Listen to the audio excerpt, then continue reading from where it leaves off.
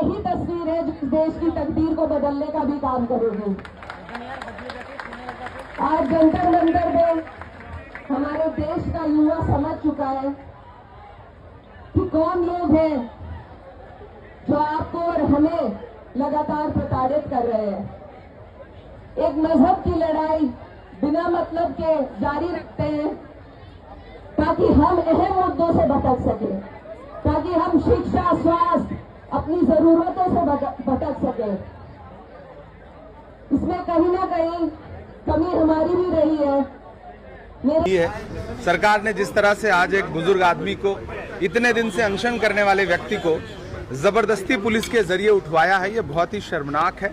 और मुझे लगता है कि सरकार को संवाद करना चाहिए था लोकतंत्र में, लेकिन संवाद न करके सरकार सोनम वांगचुक को लेकर के सांसद इकरा संजीव जंतर मंतर पर पहुंचती है, शायराना अंदाज में सरकार के ऊपर प्रहार करती है। वहीं इमरान प्रताप गढ़ी साहब का भी एक वीडियो देखिएगा सोनम वांगचुक को लेकर के, वो क्या कह रहे हैं। उनका एक शेर ये भी है कि और कितनों का लहू चाहिए तुझे अर्जे वक्त, कितनी आहों से कलेजा तेरा ठंडा होगा। इस कंप्लीट वीडियो को डीएल गोल्डन न्यूज चैनल पर जरूर देखिएगा। उम्मीद है आपको ये वीडियो पसंद आएगा। पहले सांसद इकरा संजीव को देखिएगा कि जंतर मंतर पर खड़े होकर के उन्होंने क्या ऐलान कर दिया है। उसके बाद में इमरान साहब का वीडियो जरूर देखिएगा, वो भी कुछ सोनम वांगचुक को लेकर के और सरकार की तानाशाही को लेकर के क्या कह रहे हैं, वीडियो देखिएगा। यही तस्वीर है जो देश की तकदीर को बदलने का भी काम करेगी। आज जंतर मंतर में हमारे देश का युवा समझ चुका है कि कौन लोग हैं जो आपको और हमें लगातार प्रताड़ित कर रहे हैं।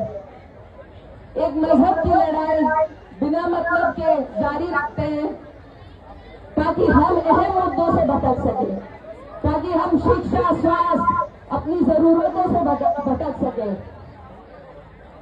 इसमें कहीं ना कहीं कमी हमारी भी रही है। मेरे भी बहुत से कॉलेज के साथी पॉलिटिकल हो जाते थे कभी कभी। आज हमें सबको उस बादल से बाहर निकलना है और ध्यान देना है कि कोई भी लड़ाई जब हमारे हक और अधिकार की हो तो हम सबको एक दूसरे के साथ आना है। अगर मैं ये सोचूंगी कि मैं सिर्फ तब आवाज उठाऊंगी जब लड़ाई मेरी होगी, तो ये अहंकार में डूबे लोग इसी तरह आप पे हम पे राज करते रहेंगे।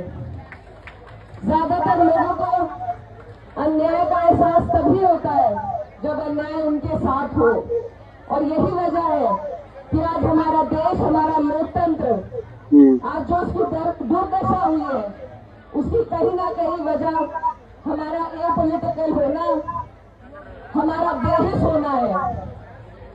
तो आज ये जो अलग जगी है, जो चिंगारी जगी है, मेरी सभी अपने युवा भाई बहनों से ये अपील है कि इसको जारी रखे, क्योंकि ये लड़ाई लंबी होने वाली है, लेकिन हमें हिम्मत नहीं तोड़नी है। आपने देखा होगा, ये सिर्फ एक शिक्षा के एग्जाम की बात नहीं है। अभी हम देख रहे हैं जौहर यूनिवर्सिटी जो रामपुर में है, उस पर भी बुलडोज करने का एक आदेश दिया गया है। वो भी अन्याय है, उसके लिए भी आपको और हमें ऐसे ही लड़ना पड़ेगा, क्योंकि जब तक लड़ाई में हमें बांट के रखेंगे तब तक ये ऐसे ही तकनशीन रहेंगे।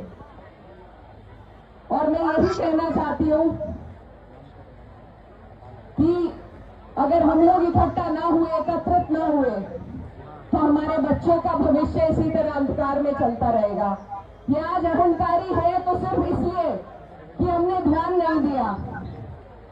मीडिया को डेमोक्रेसी की चौथी नींव कहा जाता है, लेकिन मैं मानती हूँ कि हमारे देश का युवा और इस देश का नागरिक लोकतंत्र की सबसे बड़ी नींव है। हमें अपनी ताकत को पहचानना होगा, समझना होगा। जब हम अपने घर का निर्माण करते हैं, घर बनाते हैं, कोई इमारत बनाते हैं, तो सिर्फ मिस्त्री के सहारे से नहीं छोड़ते, रोजाना उसकी देखरेख, उसकी देखभाल में हम ध्यान देते हैं।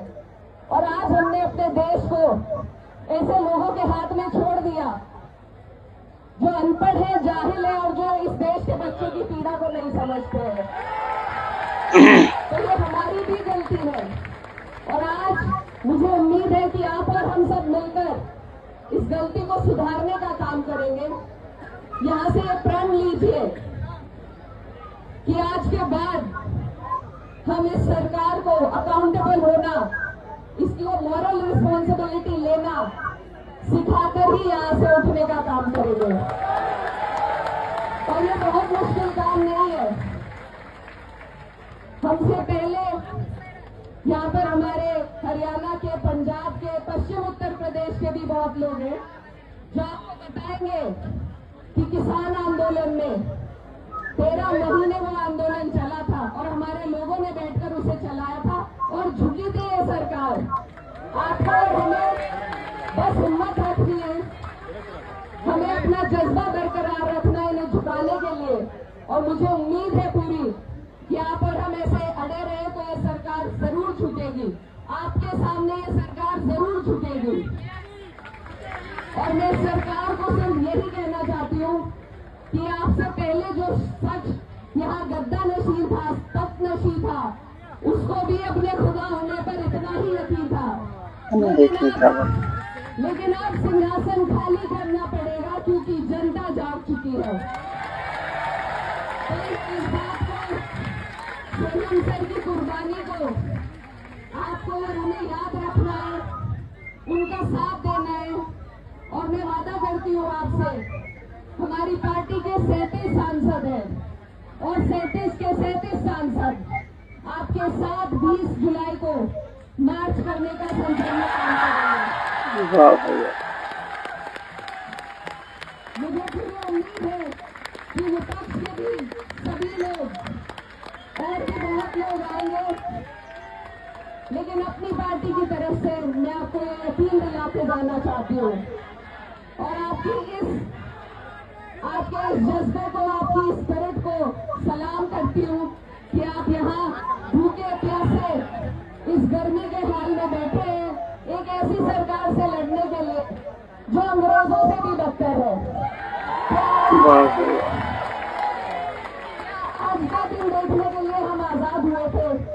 क्या आज का दिन देखने के लिए हमारे पुरखों ने अपनी जान की कुर्बानी दी थी? ये लोग जब गांधी जी अनशन पर बैठे थे, इनसे ज्यादा इंसानियत में कहती हूँ अंग्रेजों में थी शायद। लेकिन ये इस तरह के बेरहम लोग हैं, इनको जवाब देने का काम आपको और हमें मिलजुल कर करना है। और ये लड़ाई यहाँ हमारे JNU, जामिया, अलीगढ़, DU के सभी साथी भी आए हैं जो ये बता सकते हैं कि किस तरीके से जब हमने स्टूडेंट्स ने आवाज उठाई, इन्होंने किसी को आतंकवादी बताया है, किसी को कोई ब्रांडिंग करने का काम किया है।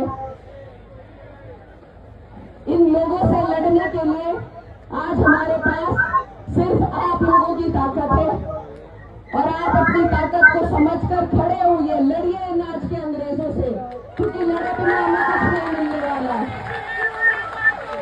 हमारे पुरखों ने लगाया था और आज के अंग्रेजों को उनकी औकात दिखाने का काम आपको और हमें मिलकर के करना है। अपनी बात को मैं यहीं पर खत्म करना चाहते रहे तो यही तस्वीर है जो इस देश की तकदीर को बदलने का भी काम करेगी। आज जंतर मंतर में हमारे देश का तो आप इमरान प्रताप सांसद दिकराज सिंह जी के वीडियो को देखिए। सरकार की अब इमरान प्रताप बड़ी साहब के वीडियो को देखिएगा। उम्मीद है आपको ये वीडियो भी पसंद आने वाला है। इमरान प्रताप बड़ी साहब के वीडियो को देखिएगा। भी यही है, सरकार ने जिस तरह से आज एक बुजुर्ग आदमी को, इतने दिन से अनशन करने वाले व्यक्ति को जबरदस्ती पुलिस के जरिए उठवाया है, ये बहुत ही शर्मनाक है। और मुझे लगता है कि सरकार को संवाद करना चाहिए था लोकतंत्र में, लेकिन संवाद न करके सरकार ने इस आंदोलन को कुचलने की कोशिश की है। राहुल गांधी जी पूरे देश में छात्रों की गूंज नाम से संवाद कर रहे हैं, छात्रों के बीच जा रहे हैं, और जो छात्रों की पीड़ा है, 21 से ज्यादा बच्चों ने आत्महत्या कर ली, लेकिन न तो धर्मेंद्र प्रधान का इस्तीफा लिया जा रहा है, न प्रधानमंत्री कुछ बोल रहे हैं। आखिर प्रधानमंत्री इन 21 बच्चों की मौत के जिम्मेदार व्यक्ति को क्यों थपथपा रहे हैं उसकी पीठ? तुझको कितनों का लहू चाहिए अर्ज़े वतन, कितनी आहों से कलेजा तेरा ठंडा होगा, और कितने बच्चों की मौत के बाद। तो आप इस कंप्लीट वीडियो को देखने के बाद क्या कहेंगे ये जरूर बताइएगा। मिलते हैं किसी और वीडियो के साथ। मेरे डीएल गोल्डन न्यूज चैनल पर आप बने रहिएगा, वीडियो को देखिएगा, अपने यार दोस्तों में शेयर करिएगा, ताकि हमें मेरे वीडियो को बनाने में जो गलतियां रहें, कमियां रहें, आप मुझे कमेंट करके जरूर बता दें, ताकि हम अपनी कमियों को सुधार करने की पूरी कोशिश करें। डीएल गोल्डन न्यूज चैनल को सब्सक्राइब करिएगा। मिलते हैं किसी और वीडियो के साथ। दुआ में देखना। जय हिंद, अल्लाह हाफिज, अस्सलाम वालेकुम।